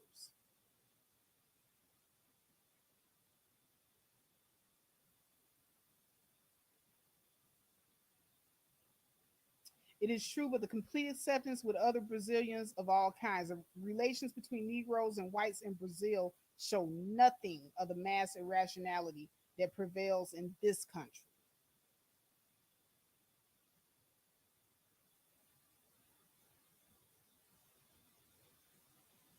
So here in this country, the Negro was given liberty, but we were not ever given equality.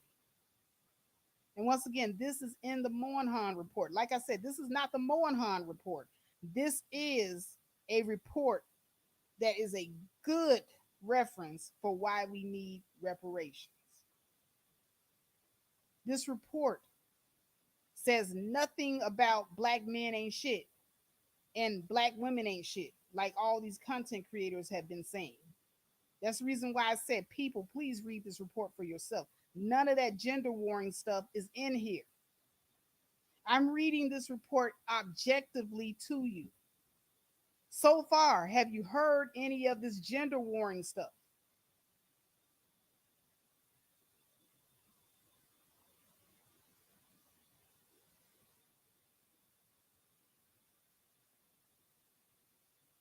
So now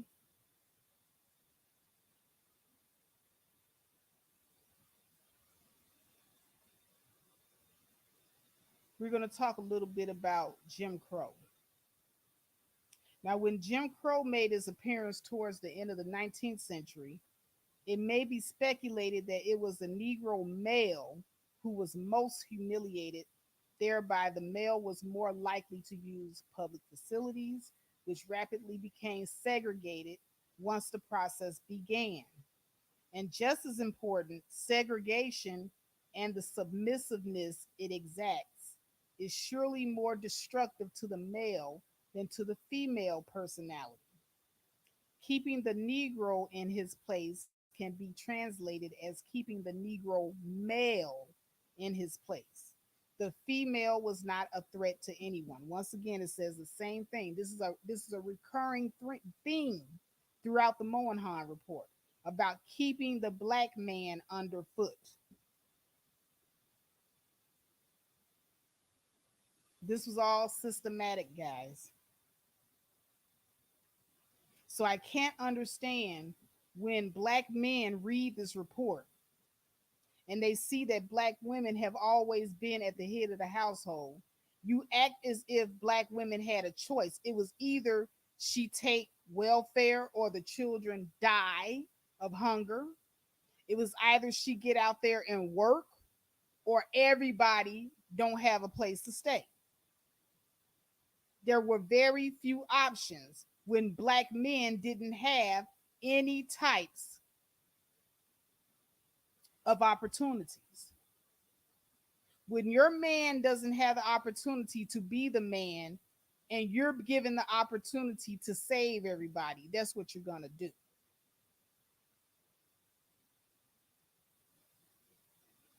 And black women have no control over a white man's system.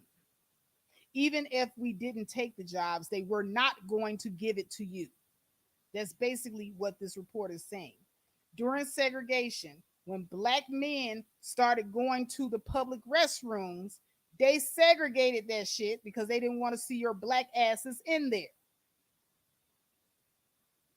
Everything was set up to keep the black man out because he was seen as the threat, not the woman.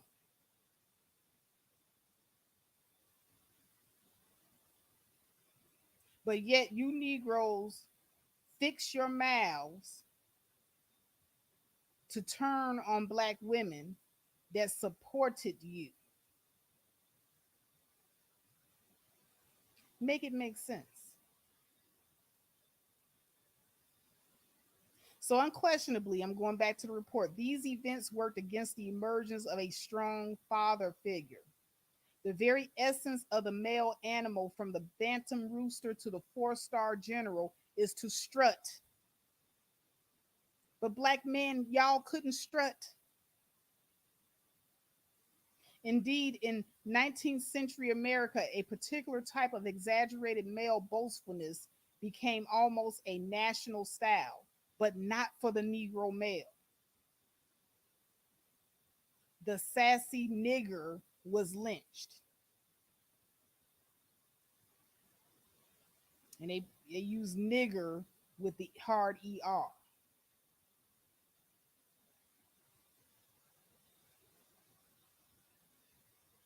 So in this situation, the Negro family made but little progress towards the middle class pattern of the present time. Margaret Mead has pointed out that while in every known human society everywhere in the world, the young male learns that when he grows up, one of the things which he must do in order to be a full member of society is to provide food for some female and her young.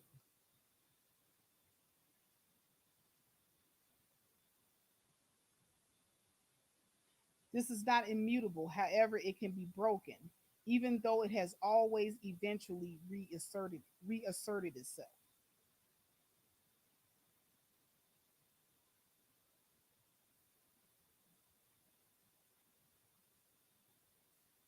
Now, here is what I have been saying all throughout here about Negro women always being the heads of the household. It's always a matriarchy.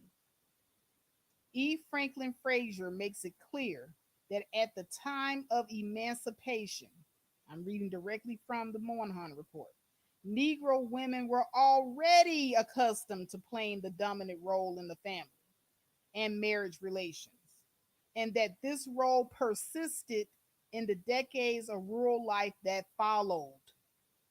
So even after slavery, black women were still playing the lead role, and it was made that way. It was systematic.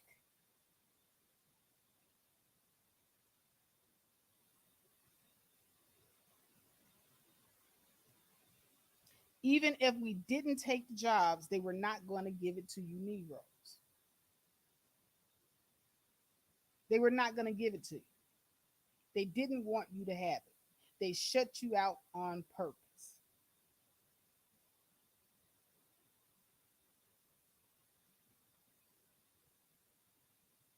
I'm going to skip around some more.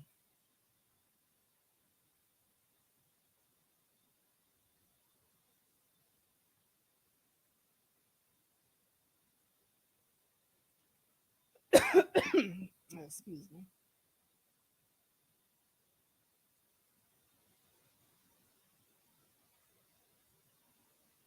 So now they go into unemployment and poverty and the impact that unemployment had on the Negro family and particularly on the black male.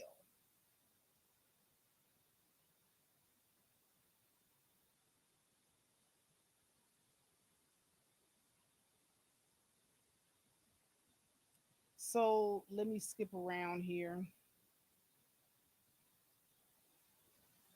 In 1940, this is pretty this right here is pretty key. I'm going to read this. In 1940, Edward Wright Bakey described the effects of unemployment on family structure in terms of six stages of adjustment.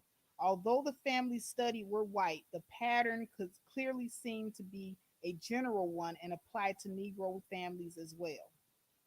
So the first two stages end with the exhaustion of credit and the entry of the wife into the workforce. So this is how unemployment, they did a study on how unemployment of the white male affected the white family. This is what I talked about earlier. So the first two stages end with exhaustion of credit and the entry of the wife into the workforce. Well, black women have always been in the workforce. Black men never, never, never, never, very few, of a small amount, but for the most part, it's always been black women holding it down. But it goes on to say the father is no longer the provider and the elder children become resentful, like I said earlier. The third stage is the critical one of commencing a new day to day existence. At this point, two women are in charge.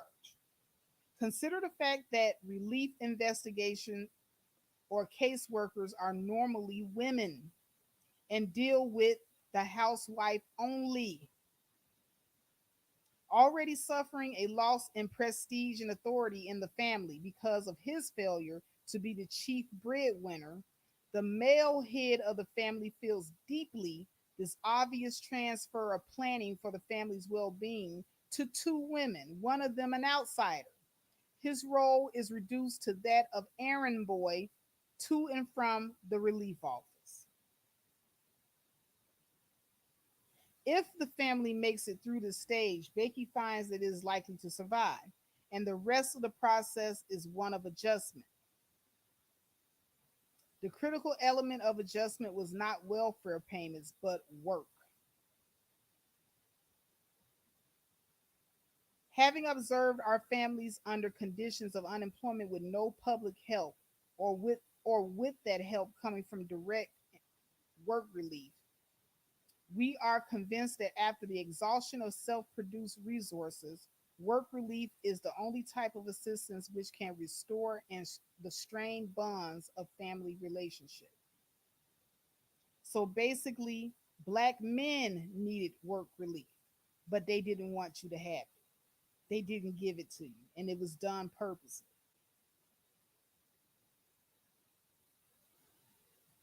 Work is precisely the one thing the Negro family hid in such circumstances has not received over the past generation.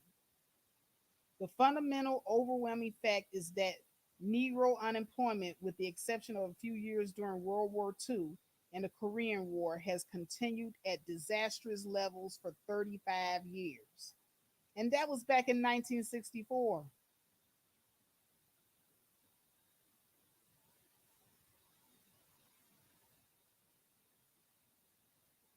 So this is more graphs. I'm going to skip ahead, skip around a little bit.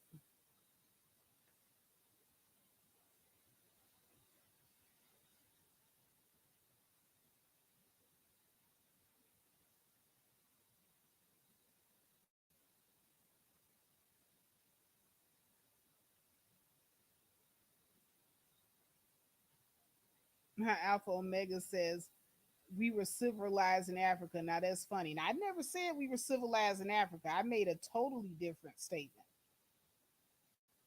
No, no, no. That Congo was not civilized, y'all. But I guess you're saying what you heard other people say. I've heard other people say we were civilized in Africa. That's a lie. Go back and do the research on the Congo, y'all, and then tell me how civilized it was. It's not even civilized now. But great point at Alpha Omega.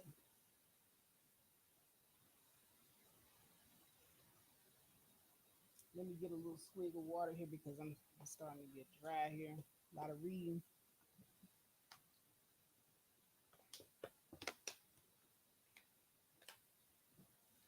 But this right here is how the Moynihan report should be broken down, guys. Not adding, not subtracting, just looking at it objectively, the way it should be looked at and read, not putting in my personal agenda like a lot of these other content creators have done. I don't even know if they fully read or understood this report based off of their breakdown of the report.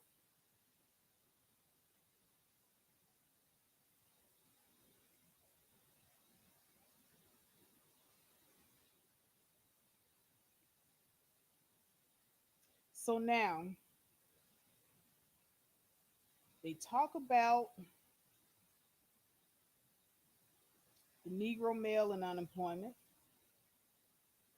how he got no regress, the effect of recession on unemployment on divorces further illustrates the economic roots of the problem.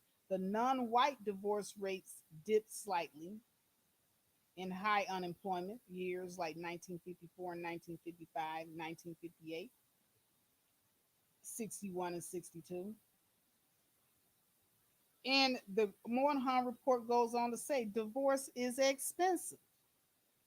Those without money resort to separation or desertion.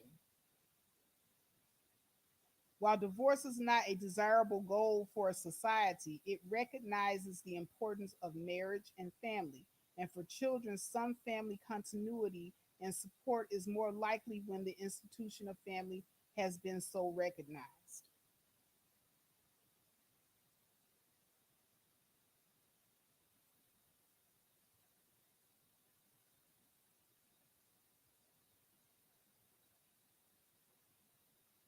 Negro males dropped to anything like a reasonable level.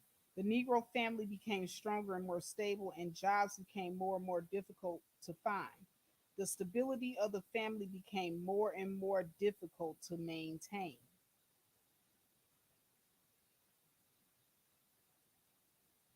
The impact of poverty on Negro family structure is no less obvious, although, again, it may not be widely acknowledged.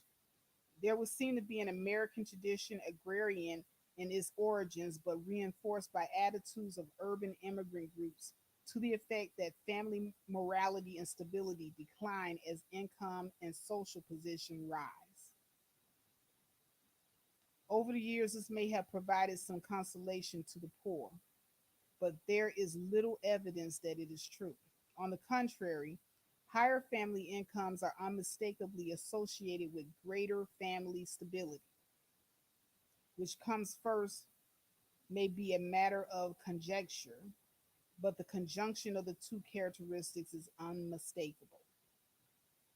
And the Negro family is no exception. In the District of Columbia, for example, census tracts with median incomes over 8,000 had an illegitimacy rate one third that of tracts in the category under 4,000.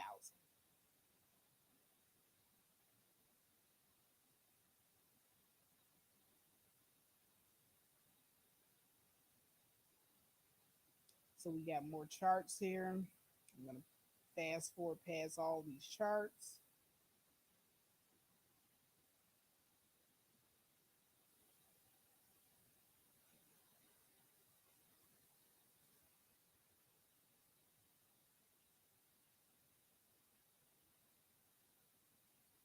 Okay, I'm going to skip through a lot of this stuff because it's becoming repetitive at this point, talking about the unemployment rate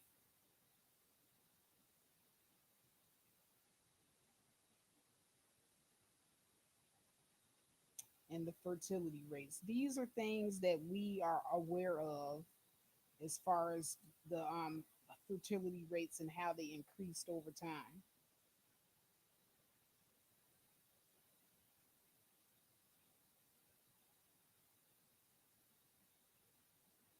So let's talk about the tangle of pathology.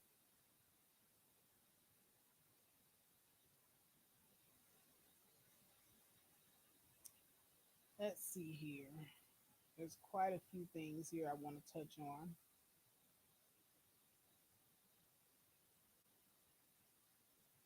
All right, in essence, the Negro community has been forced into a matriarchal structure, which, because it is so out of line with the rest of American society, seriously retards the progress of the group as a whole.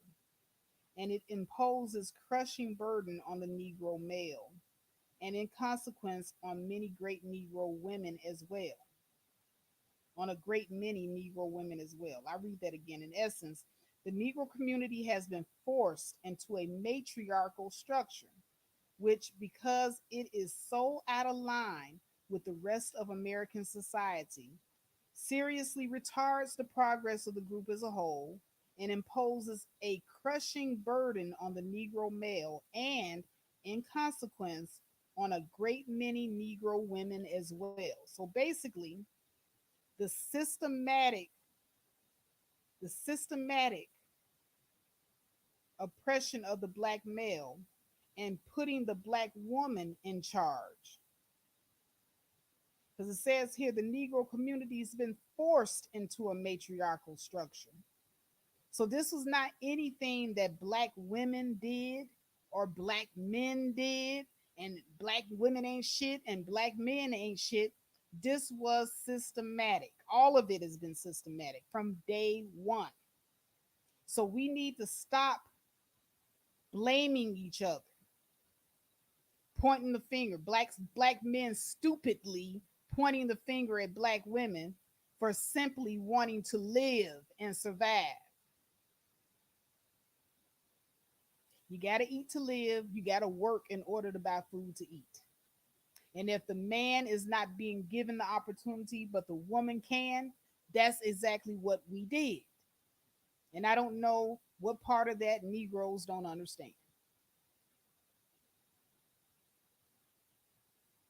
And if being a man in an environment where you cannot provide for your family and you're being put under foot of everyone, including your woman, if black women cannot understand the psychological ramifications that has on black men and the reason why a lot of them abandon their families, I don't know what to tell you. See, a lot of you are purposely being obtuse when it comes to interpreting what this Moyinhan report means.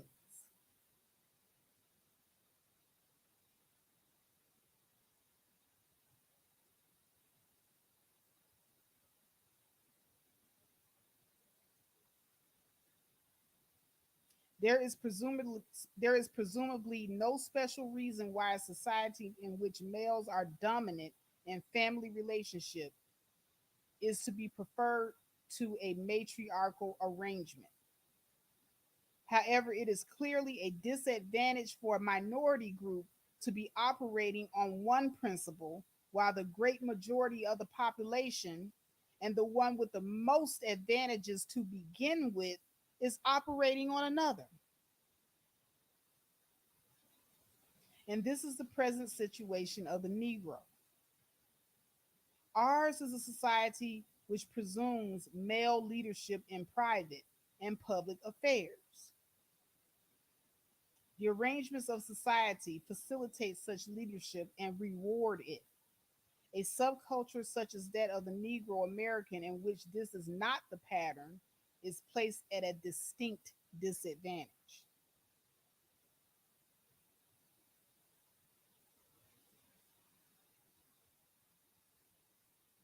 So I'm going to skip around a little bit more.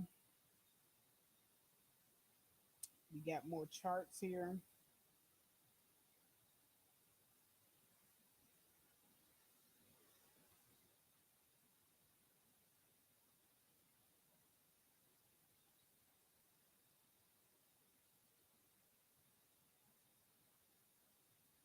So they talk a little bit about the matriarchy. They say a fundamental fact of Negro American family life is the often reversed roles of the husband and wife. Robert O. Blood Jr. and Donald M. Wolfe, in a study of Detroit families, note that Negro husbands have unusually low power. And while this is characteristic of all low income families, the pattern pervades the Negro social structure. The cumulative result of discrimination in jobs, the segregated housing, and the poor schooling of Negro men. So, once again, this Moynihan report is basically saying that there has been all of this has come about as a result of discrimination in jobs and the segregated housing and the poor schooling of Negro men. So black men were purposely put at a distinct disadvantage.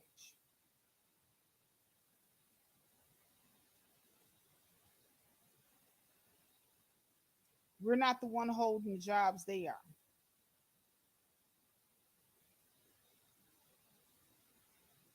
And during that time, if you want to start a business, you had to get money from a bank. And if you're poor and you only know other poor people, it's very, very difficult to start a business. It's actually was a very, very how can I say, it was a miraculous phenomenon that we had that one block in Tulsa, Oklahoma called Black Wall Street. It's amazing that we could come up with that.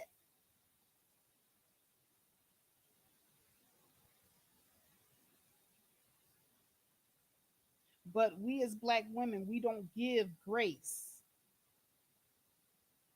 Now, I'm not saying that you ignore the sociopathic behavior of the black man, because there's some sociopathic behaviors like I described earlier.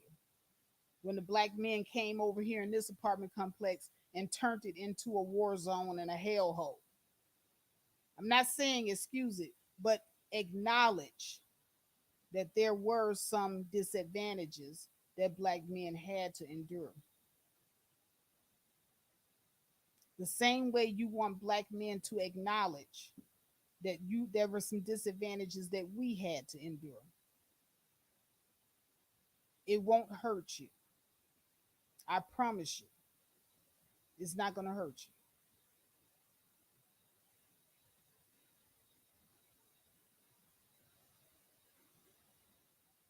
Whoo wee. But let's see here. How much more of this?